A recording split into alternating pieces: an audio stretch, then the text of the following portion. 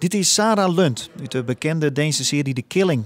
Haar trui wie voor een soort breidersdonalering om de breidpin weer voor het jacht te hellen. Als je bijvoorbeeld kijkt naar de Hunger Games, dan heeft Katniss Everdeen heeft op een gegeven moment zo'n mooie kool om. En dan zie je op internet allemaal patronen verschijnen van mensen die dat na gaan breien. En zo hebben wij ook eentje nagebreid. Dat is het allernieuwste product in deze tentoonstelling. Ja, brei is wel echt een vrouwending, geloof ik, hè? Helemaal niet. Nee, echt helemaal niet. Ja, dat denkt iedereen. Maar er zijn ontzettend veel mannen aan het breien. Ze binnen deze Lietse Frieske popkes maken toch een mannelijke breikunstner. En dit is een breidende Siep van de Ploeg.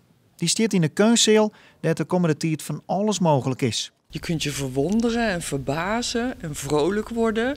En een beetje nadenken en heel goed voelen. Want we hebben al bordjes gemaakt waar je dingetjes echt kunt voelen. Je mag natuurlijk de objecten niet aanraken. Maar heel veel mensen hebben altijd de neiging om iets vast te houden. Dus nu hebben we een voelroute ontworpen. In de tentoonstelling is er een omdenking voor de Frieske vloddermoetsen. Die het net eens heel Friesk is. Dat Friese breiwerk dat was zo fijn dat het zelfs in de handwerkboeken terecht is gekomen als Frieskant breiwerk.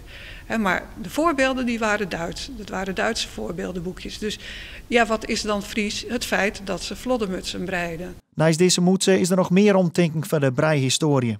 De komende tijd worden workshops organiseren en kun je zelfs ook mij breiden. We hopen dat het gewoon een hele actieve tentoonstelling wordt. Waar mensen op ideeën gebracht worden en denken van... oh, het is gewoon gezellig om even samen te gaan zitten breien. Nou sneu wordt de tentoonstelling openen die erin toont 2 augustus.